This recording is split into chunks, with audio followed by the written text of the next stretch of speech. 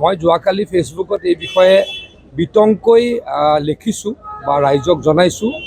ৰাইজে এই বিষয়ে চিন্তা চৰ্চাৰ কৰিব সময় হৈছে। ধাৰাবাহিকভাৱে অসমীয়া মানুহৰ ওপৰত এটা বিশেষ সম্প্ৰদায়ৰ ব্যক্তিসকলে আক্ৰমণ কৰিছে বা অসমীয়াক বা খিলঞ্জীয়াক আক্ৰমণৰ লক্ষ্য কৰি লৈছে, ভাৰতীয়ক আক্ৰমণৰ লক্ষ্য কৰি লৈছে।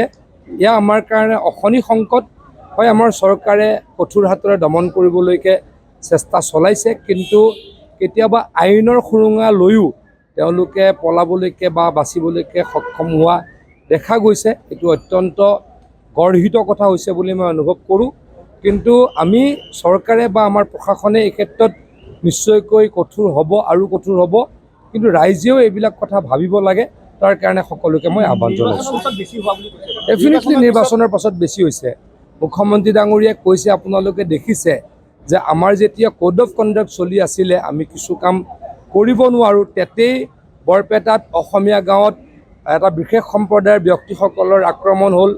ধুবুৰীত কোচ ৰাজবংশীসকলৰ ওপৰত সেই বিশেষ সম্প্ৰদায়টোৰ আক্ৰমণ হ'ল।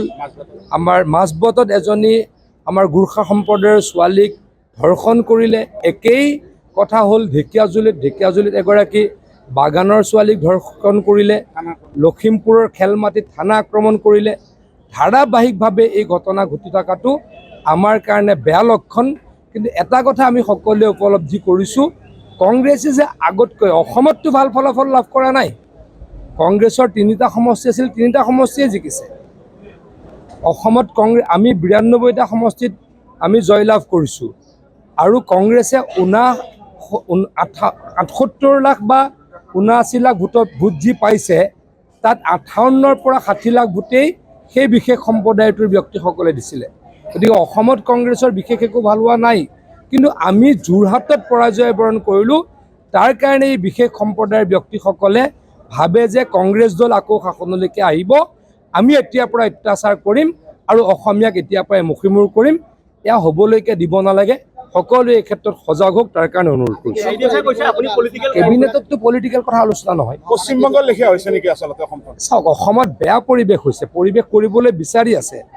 আজি হয়তো হিমন্ত বিশ্ব শৰ্মা ডাঙৰীয়া অসমৰ মুখ্যমন্ত্ৰী নাথাকিলে আৰু বেয়া কৰিলে হয়, কিন্তু ইয়াতকৈ বেয়া হ'বলৈ নিদিওঁ। চৰকাৰ এই ক্ষেত্ৰত নিশ্চয়কৈ কঠোৰ হ'ব, কিন্তু অসমৰ মানুহে অলপ বুজিব লাগে যে কংগ্ৰেছৰ নেতা কৰ্মীসকলে বিশেষ সম্প্ৰদায়ৰ ব্যক্তিসকলক তুষ্টিকৰণ কৰে, তেখেতলোকক সহায় কৰে। তেখেতলোকে এই কামবিলাক কৰিলেও গৰিহণা নিদিয়ে, আৰু এই কামবিলাক কৰিলে ইনডিৰেক্টলি তেওঁলোকে উদগনি যোগায়।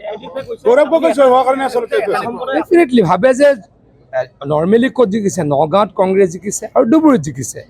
এই বিশেষ সম্প্ৰদায়টোৰ যিহেতু তাতে সংখ্যা বহুল, তাতে জিকিবলৈ সক্ষম হৈছে।